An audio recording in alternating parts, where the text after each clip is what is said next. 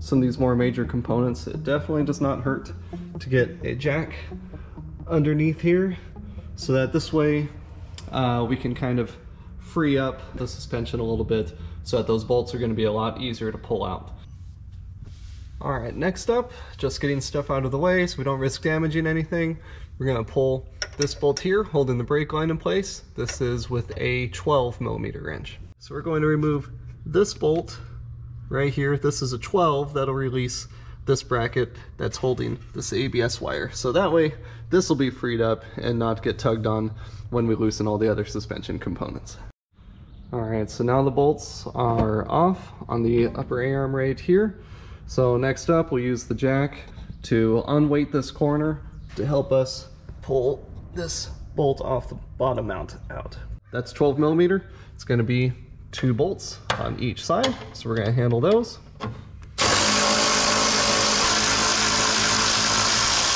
Got the coilover out, so what we had to do was drop it lower in through this opening, and then had to get the bottom up and over this arm here so that we can drop the coilover further down through this whole thing. And then we're able to pull this assembly outward towards away from the car, and then we can lift the coilover back up outside of the fender, because this has got all that freedom of movement to let us manipulate it and finagle it and get it out however we can fit. And that was it. We got everything roughly in place. These bolts are just started, haven't tightened them yet. But what we'll do next is we'll get this coilover lined up so that these studs are going to stick out the top, and then we can get this bottom mount lined up here and the bolt through it, and then we'll be good from there. So from this point, either get a strong friend to lift up this whole assembly or get a jack underneath, and that way yeah, you can especially just get this adjusted for the height to get this bolt through the backside. Things to tighten down: the bottom mount right here, up on the top, these 3 nuts. Gotta remember the upper A-arm, bolts there that we loosened earlier, and then also to get to all the lines and levelers that we pulled earlier to free up some of the slack for when we loosen stuff up. So if you loosen any of these brackets, like how I did in this one right here, there's that screw that holds this on. There we go. So make sure to put that one back on.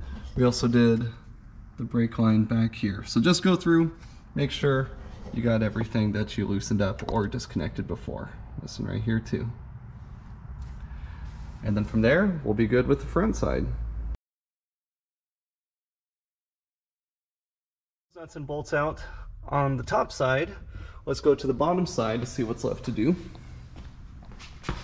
So there's one more bolt we got to pull out, and it's tucked up right there. You can see it, that shiny one. So that one's at 12, so we're going to pull that, and then this side is going to be completely removed from the car aside from the lower mount.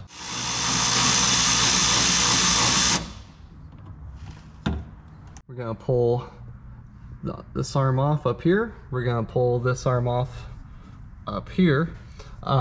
These are all 17s, and so with these control arms being able to swing out of the way, we'll make room to be able to pull this coilover out. Got that bolt started off, and these come a lot easier if you unweight the suspension a little bit. So what I'm doing is I'm getting my leg under here so I can lift this up and down. You can kind of see. So if you just unweight it a little bit, then it's going to make it a lot easier to go ahead and undo the rest of this by hand. That's going to be a 17mm. So we'll loosen that one up next. That bottom bolt on the shock mount was a bit tough, but with the help of a breaker bar, got it loose, and then it came the rest of the way. And hopefully you're lucky like me, and the shock can just slide right off. Otherwise, a little bit of prying might be necessary, but hopefully yours comes out just like mine did. So we bring it up through between the arm and the sway bar there. Bring it up into this opening.